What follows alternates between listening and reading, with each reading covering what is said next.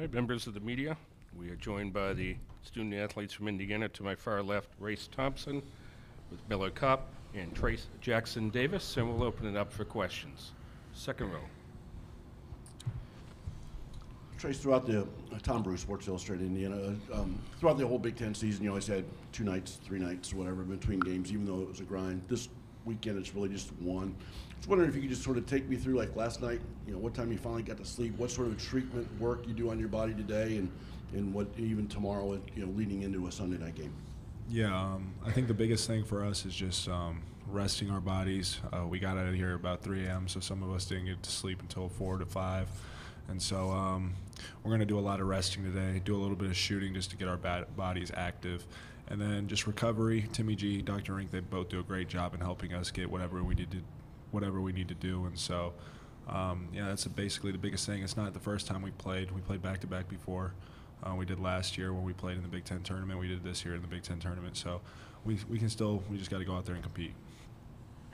Zach Osterman, Indianapolis Star. Trayce, I think you may have played Nigel once or twice in high school. Just how have you, as you get ready for Miami, how have you seen him grow? How's he different as a player, and how does he fit into a backcourt that has a lot of points between those 3 guys? Yeah, Nigel's a great player. Their backcourt is really, really good. But just watching him just grow throughout high school and just blossom into the player that he is now, just being able, the way he shoots the ball and then passing, and his ability to attack the rim is huge keys and huge developments that he's been able to work on. And so I'm excited. It's not every day you get to play someone that you grew up really close to. So Our right side here, and then we'll come back over. Oh, I'm sorry, yes, second row here. Go ahead. Michelle Kaufman from the Miami Herald. If all 3 of you wouldn't mind giving your scouting report on Miami, especially, the game last night, what they did at the end of that game, and then for Trayce, Norchad O'Meara, what you think it'll be like, what kind of player you think he is. They, obviously they're a really good team. Offensively, they're dangerous. They're probably one of the best, if not the best offense in the ACC. Averaging over 80 points a game. So, they get out in transition. They shoot a lot of threes in transition, and so, that's really one of their strengths. And for us, it's going to be about taking care of the ball and, making sure we have a good shot every possession. Yeah, Miami's a really good team. Is this working? Yes. Go ahead. They're a really good team. Like Miller said, they're really good in transition. Try to get back in transition. Take them out of their stuff a little bit, but it really comes down to us.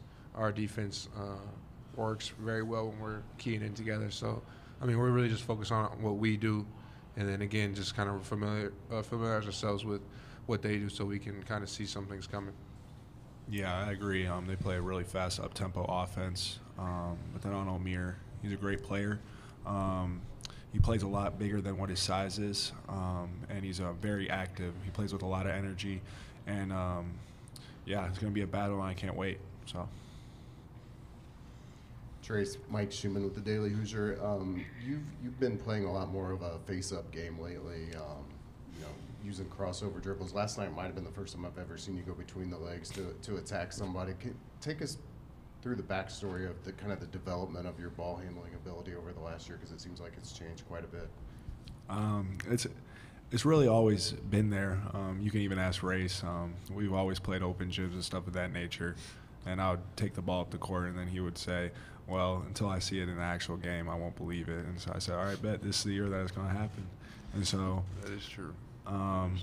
Just being able to just have the freedom to do stuff like that, try to set up my teammates, try to put pressure on the rim. It's been great for me in my development, and props to Coach Woodson for letting me do it. Far left, go ahead. Roger Rubin from New York Newsday. Hey, guys. Guys, I want to ask you a little bit about Coach Woodson here. It's Indiana University, so it's obviously a huge thing in Indiana, but it's also kind of a big thing nationwide. What do you think it is about Coach Woodson that, in such a fishbowl with so much scrutiny and so many people paying attention, that he, functions so well? What is it about his personality? Well, the first thing is he has 0 social media. So he's old. He's old school. He doesn't know what anyone says, nor does he care. So Still has his flip phone. yeah, he still has a flip phone. So he is someone that is just. He's a great guy. He would do anything for any of us, but at the same time, he's all about business. He's always locked in.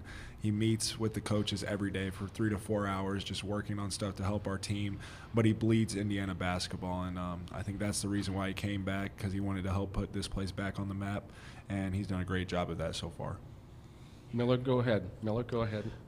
Yeah, I mean, just going off Trayce, I think Coach Woody's at a point, and I'm not gonna speak for him, but I think he's just done so much in his career that at this point in his career, he's seen it all. He's seen so much basketball and experienced so much that nothing gets to him now, and he understands the big picture of it all, and he knows that it's about the guys in the locker room and the guys in the the staff and everybody included in the everyday process, and so he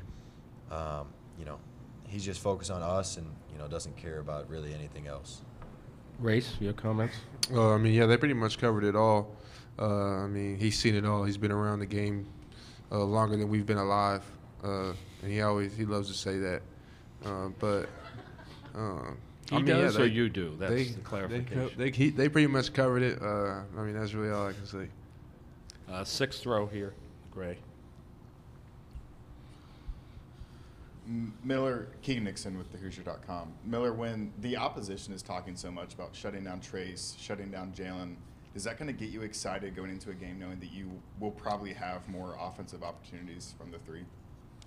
Well, I mean, that's every game. Start to finish from our first game to now. That's kind of, I know that's the game plan. Obviously, some teams do a little, some things different, but I also, coming into every game, I know that most of my shots are going to come from Trayce and, Fino too in transition. So, I know where, I'm getting most of my looks, and Trayce knows too because he's the one passing them to me, most of the time. So, I'm excited every game really because I kind of know, how teams are playing and the guy guarding me specifically as well. Trayce, you've become sort of on this short list of great Indiana players with all you've accomplished in your 4 years. And you've been able to share that the last couple of years with Coach Woodson, who's on that list of great players too. Like, how much have you enjoyed just that part of your relationship with him, of sort of knowing the great things that both of you have accomplished at Indiana? It's been great. I try not to dwell on it that much because we're still in season, but me and him joke about it. We're both very competitive. I remember when I was about to pass him, I was cracking jokes at him, and he was kind of mad about it. But after it happened, he was very emotional and he was very proud. And so just being able to share moments like that with another outstanding player like himself is huge. So, yeah. Abigail Rebel, Times Union. This one's for any of you guys. Do you think getting a pretty comfortable win last night gives you any kind of advantage going into tomorrow's game? Absolutely not. Every game in this tournament is a dogfight, and just because you play really well against one team doesn't mean that you're going to come out and it's going to be the same. So we got to be prepared, we got to be locked in, and we got to be ready to play, because I know Miami wants to get to that next round just as bad as we do, and so it's going to be a slugfest and it's going to be a brawl. So, yeah. Go ahead. For Miller or Race, Miami has 5 guys shooting above 35% from 3 right now. Do you get a Penn State vibe when you watch them, or who do they remind you of on film from who you've played this year? I'm not sure who they remind me of, but it's definitely a threat. They have really good shooters, really good players on the perimeter, and really all around. So, I mean, we watching film this morning. We know we got to find shooters in transition. We know we got to be a little bit higher in our help side defense.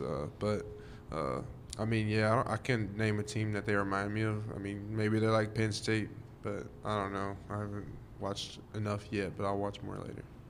Go ahead, left side. Yep. Hey, Trayce. Luke Chain with Lifeball Sports. Just, given that Miami, as you said, is an up-tempo team, just what challenges does that sort of tempo present upon your defense? I just think the biggest thing for our defense is just sticking with our tendencies, limiting transition runs, and just not letting them speed us up. I think that's the biggest thing. Games in the 60s for us is a lot better than games in the 70s and 80s, and so that's what we're going to try to do, and we got to stick to our game plan. Go ahead. Race, Tom Canavan with the Associated Press. You've been at Indiana, this is what, your 6th year? And I mean, you've had knees and groins and concussions. I mean, are you just thankful you're here now? Because when you were speaking last night, it sounded like you'd been playing hurt. Yeah, I'm truly just grateful to be here in the moment. When I got hurt in my knee earlier in the season, I really thought it was over with. And I've said that before, but I mean, just being here after everything I've been through my time at Indiana, I'm just grateful to be here, being able to play next to these guys and my other teammates. Following up on what you said about, they do want to play a transition game against you guys, and I asked him because yesterday they played very well defensively at the end of that game to win the game, and I said, will you have success if you can keep it a low-scoring game? He said, no, we want to get out in transition. Do you think they could be successful against you guys in a lower-scoring game like they had yesterday? Absolutely. I don't necessarily think it's a knock on them if we try to keep it low-scoring. I meant it more as that's just how we like to play. But I think any team in this tournament, at the end of the day, you got to be a winner to get in. You got to win a bunch of games, close games, and so at the end of the day, it's going to come down to the possession by possession, and whoever executes better is going to win. And so that's what I meant by that. Back row left. William McDermott inside the hall. Guys, you guys are all seniors. Obviously, these moments are fleeting for you guys, but there's business to be handled. Yesterday, did you guys find yourself kind of just taking it all in, looking around? You know, as any of these games could be your last ones together, and how do you guys kind of work through those emotions? I mean, kind of just adds fuel to the fire. Every time we put that uniform on, it could be the last time you put it on. So I remember I told Trayce that tomorrow is not promised right before the game, and we kind of joked about it because of the Rocky movie, but.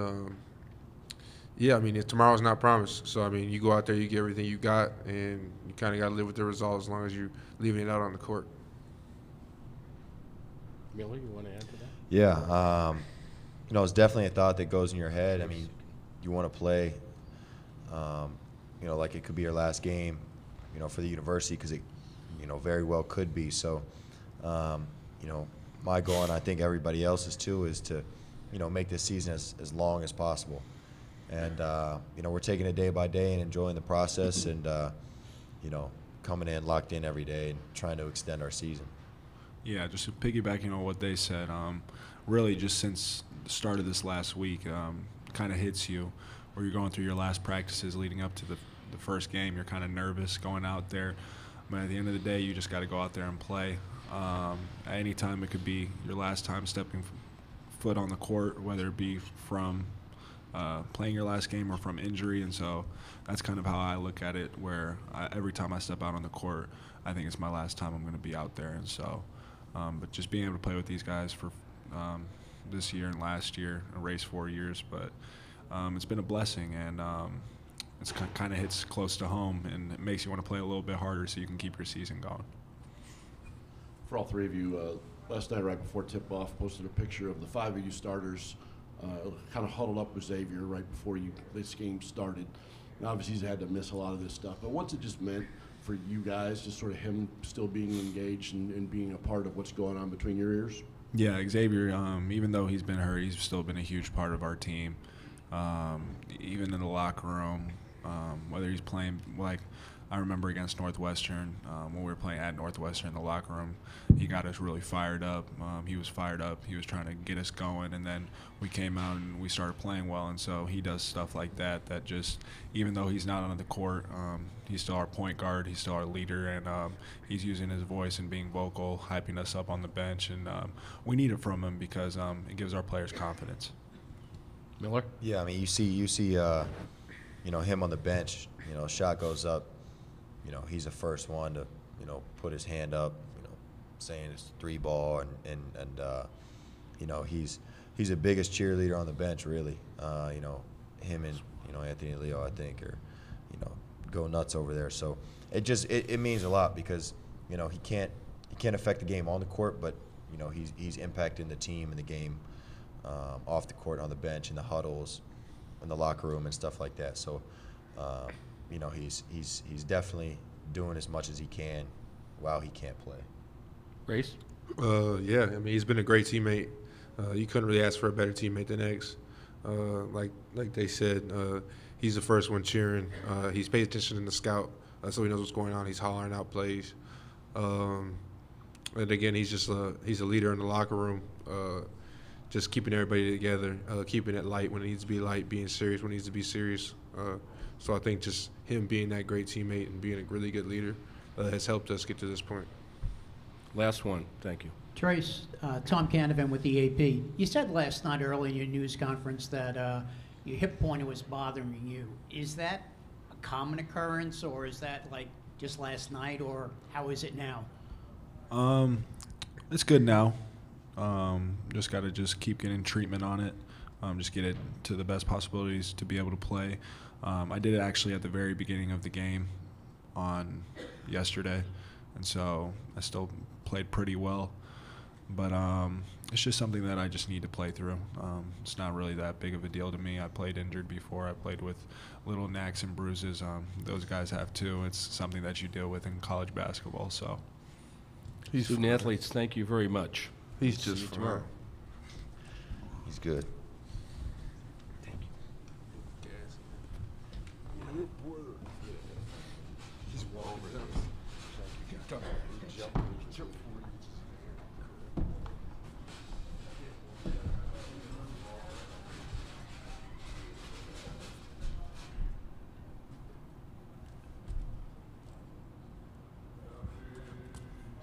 We'll be joined by Coach Woodson in a few moments. Thank you.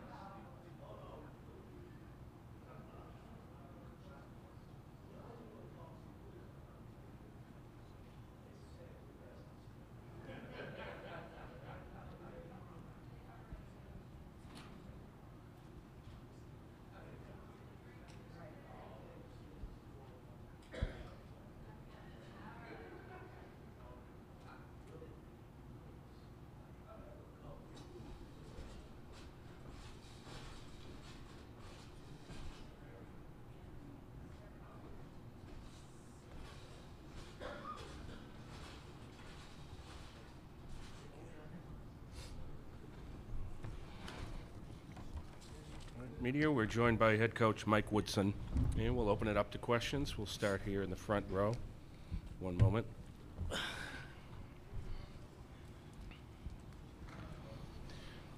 Zach Osterman, Indianapolis Star. Mike, somebody just asked about X and just the role he's tried to fill as he's not been able to play, and maybe particularly as it's become clear that he won't come back this season. What is he bringing when you can't put him in uniform, but it seems like he's still active on the bench, active in huddles, things like that? Another coach. I think he's been excellent for Jalen and guys that handle the basketball out front. He's been good in that area. And, coming into this season, none of us thought we would lose Xavier Johnson, because he was such a big piece to the puzzle last year. And he's continued to work a little bit, can't do much still. And we're working our butts off to try to bring him back for next season.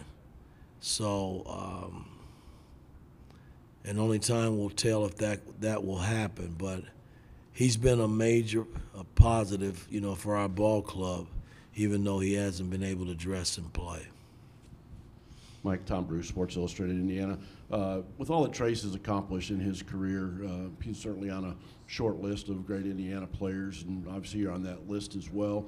In your 2 years with him, how much have you enjoyed just sort of seeing him excel at the level he is, and just the personal interactions you've had? And because he did mention when he passed you on the scoring list that he was kind of ribbing you a little bit and you didn't like that much. Well, I mean, records are meant to be broken, but when I think about where we started, trying to get guys to stay on board, to stay on the team, I mean, that, for me, was the most humbling experience when I took this job, when you sit guys down and you give them an all-star speech and you ask guys to raise their hand and see who's going to stay on board, and all the guys were walk-ons. That's very humbling. And, the fact that I went to the top and I started with Trayce Jackson Davis, and he gave me the opportunity to coach him. It's been kind of nice to see where we started and where he is today. And there's been major, major improvement. I mean, you guys see it on a night in and night out basis, and we see it every day in practice. And once we play the game, it's been a nice carryover into the ball games. My coaching staff has done an excellent job in helping me get him to this point. Back left and then up here. Roger Rubin from New York Newsday. Hey, Mike. How we doing? Mike, the University of Indiana basketball program is not just popular in Indiana, but it's got sort of a national audience. And you have a job that is probably one of the most highly scrutinized in college basketball. Were there a set of skills that you learned when you were playing and coaching in New York, or a mindset that you think you have been able to apply in this job to help you deal with all of that? It's a great question, because I think back to when I first got into coaching and my journey as an assistant coach to get to the top to be a head coach. And once I became a head coach in Atlanta, when I got my first gig there, it was very humbling, because I had just come off of winning an NBA title with the great Larry Brown and that crew. And I took a young team from nothing back to the top in Atlanta. And it took me 4 years to do it. And in doing it, I just thought it didn't matter where I coached and who I coached. I honestly thought, and I don't mean this in a braggadocious way, that I could get a team to win. And if you were around during the Knick days, there's nothing like New York. And when it comes to the media and how they scrutinize and wiggle their way into your world, and it wasn't fun at times, but my walk of life in New York when I coached the Knicks was unbelievable, because we did some things there that hadn't been done in a long, long time. So I've been able as a coach to learn on the fly and deal with the media like yourself. And it's what it is. I understand you guys have a job to do, but I have a job to do as well. And Indiana hadn't changed. Just like New York Knicks, they hadn't changed. When I played there in 1980, 81, it was the same. And it's still the same. And I don't mean that in a bad way. I love the New York Knicks. Indiana has been the same from the time I stepped foot in there in 76 until now. It hasn't changed. Our fan base has been great, and our media expects us to win, and that's how it should be. Right here. Yeah, hi, Mike. Rick Bozich, WDRB in Louisville. Speaking of that, you played and you had a great career at Indiana, but you didn't get what Quinn and Isaiah and Randy and Steve got, which is the national championship. As you've gotten older, have you viewed that as sort of a void in your career at all? And what would it mean for Trayce to get Indiana back where it used to be? It's a big void. you don't come to college basketball, especially at Indiana, back during that time and not expect to win a Big Ten or a national title, because that's how it should be, and that's how it was under the great Bob Knight. And I honestly thought my senior year we were right there, heading in the right direction, and then injuries happen. And it's a part of sports, man. You know, sometimes, you know, you can walk into a situation. I tell Larry Brown this all the time in Detroit. He had to be the luckiest coach, not only a great coach, but one of the luckiest coaches, because we had no problems that year with that Detroit Piston team. That team was meant to win, and he was the driving force behind it. That doesn't happen all the time in sports. And unfortunately for me, my senior year, you know, we got hurt. Randy broke his foot. I had back surgery, was able to come back, but we didn't get it done. So, yeah, there is a void. And as a coach, I didn't come back to IU just to coach Indiana basketball. I want to win some Big Ten titles and a national title. And, you know, we got a chance just like all the teams that are left in this tournament, you know, and I'm not selling them on anything less than that, you know, and we'll see what happens. Only time will tell. Mike, Todd Golden with CNHI. Miami has an experienced backcourt, tournament experienced backcourt at that. What's your level of concern over that? And is there there's a way you can X and O tendencies on the court, but can you attempt to try to take them out of the poise that they've built up over their careers? Again, they're coach-driven. They have a great coach, man, that's polished, that's been there, done it, and they're a reflection of their coach. And I get it, you know. So I know our team has got to come in and commit for 40 minutes and see what happens, man. I mean, that's the only way I can tell our team. You can't run from it. We got Miami tomorrow. They're a great team, well coached. We got to come in and commit on both ends of the floor for 40 minutes to see what happens. Go ahead, and then left. Yeah, hey, Coach. Mike Schumann with the Daily Hoosier. How much of a weapon has Trayce become facing the basket, catching the ball on the perimeter, driving? It seems like that's improved significantly over the course of this season. Has that opened things up for you this year offensively? And what did he do to develop those skills that you've seen over the last couple of years? Well, we've been able to put him in those positions in practice, and it's been a nice carryover in the game.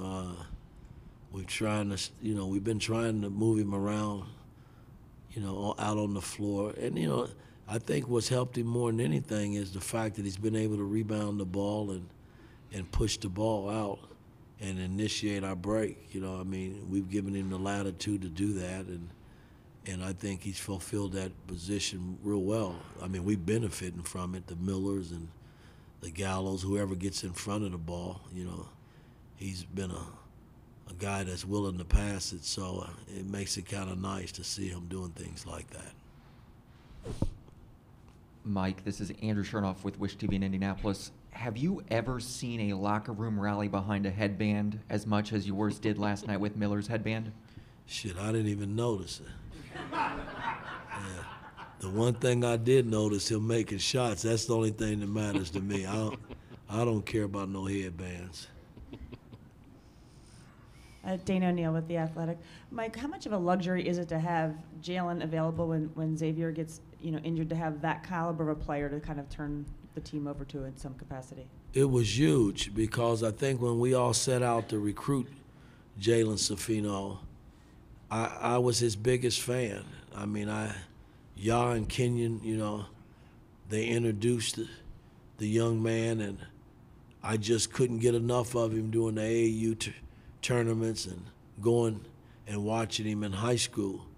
And, you know, I made it very clear I have to get Jalen Safino in an Indiana uniform. That was my first really priority. And it's worked out, because, again, I never thought I would lose Xavier. I really didn't. You know, I thought that Xavier, even though I was going to start them both, Xavier would teach him and tutelage him along the way, and we just never got to it enough. And basically, we've thrown Jalen to the wolves, you know, and he's kind of handled it, man. I mean, he's been poised. He's had his ups and downs, man, but for the most part, we are sitting here playing Miami because Jalen Safino has had a good freshman season. Zach Oster, Indianapolis Star again. Mike, forgive me, I know it's sort of a loaded question to ask you this about your own player, but especially given your NBA background, having to prepare for guys on short turnarounds and things like that, how would you go about preparing for a player like Trayce that's not just the points and the rebounds, but the defensive presence, his passing ability, his ability to affect the game in so many different ways? Shit, I don't know. I mean, he does so many things, and trust me, every team that we play, I'm sure they're sitting there saying, well, we got to do this, do that. But there's not one thing he can't do on the floor. And it makes a coach that's sitting there preparing for him, it makes you wonder, you know, how can you stop this guy? Now, you know, there's been teams that have doubled him so much. I mean, I think back to the Purdue game there, you know, he patiently waited until the right time towards the end of that game to really make his move. And that he just sacrificed his game, and most superstars will struggle with that. And I've seen it so much over the years in the NBA, they just feel like that they got to get theirs. And he sacrificed that night until the right time, man, and it was really nice to see because a lot of the players around him truly benefited that night at Purdue. Aiden Jolly, Daily Gazette. Mike, what are you expecting out of the Miami offense tomorrow, in particular Isaiah Wong and Nigel Pack? Well, I know Wong struggled yesterday. You know, he's been their kind of go-to guy. Pack has been solid all season. I thought he carried them yesterday against Drake after watching it. Then their big fella inside is a workhorse. He does a lot of good things for their ball club. So they're not a one-man show. You know, they got 4 guys that average in double figures. So they're key matchups all over the floor that we got to really focus in on and concentrate for 40 minutes. Mike, one of the things that didn't really get talked about too much last night was the job that Trey did on the carry kit. And when your perimeter defense has been good this year, you guys have been really good. Can you talk just a little bit about what he provided last night, and obviously the carry over to the Miami guards tomorrow? Well, again, you know, Curry was kind of the head of the snake. You know, we knew that going in for Kent State, and was a key matchup. And I thought our guys really played him, tried to make his catches tough, tried to really get into him and handling the basketball, and we had some success. But it's just not one guy. I don't teach team defense as one guy. You know, we gotta all sacrifice for the sake of the team, and when there's a breakdown, you gotta trust that somebody's there to help you. So that's kind of how we have built our defensive system. Griffin Epstein, the Hoosier Network. Coach, when you've looked at Miami on tape, what is the biggest challenge you see from them? Well, they're perimeter driven. You know, I mean, they got perimeter play that sits at the top in college basketball. They do a lot of good things from their perimeter, and the big fella inside, he's a banger. He works. So, like I said, there's not one key guy. There's a number of guys that we gotta focus in on and lock in and play them for 40 minutes. Last one. Coach Paul Snyder, the Montauk Sun. He's going to want to get out and transition against you guys, and you've said defense wins championships. They won yesterday with a press, full court press in the last 2 minutes of the game and a 10-0 run. They can win that style of game. Is it a battle of wills, your style over their styles, or is it NCAA, March Madness, possession by possession, who's going to win this game? All the above. No, really. I mean, it's the team that doesn't turn it over. offensively and get good shots, handles the pressure of being pressed, and defensively getting after them and taking things away that they like to do. And then when you do that, you got to finish it with rebounding. So, I mean, if we're able to do those things, then it should be a competitive game. Coach, thank you very much. We'll see you tomorrow night. All right. Our game times tomorrow: St. Mary's in Connecticut at 6:10 p.m. Eastern and Miami, Indiana at 8:40 p.m. Eastern. Hammond Communications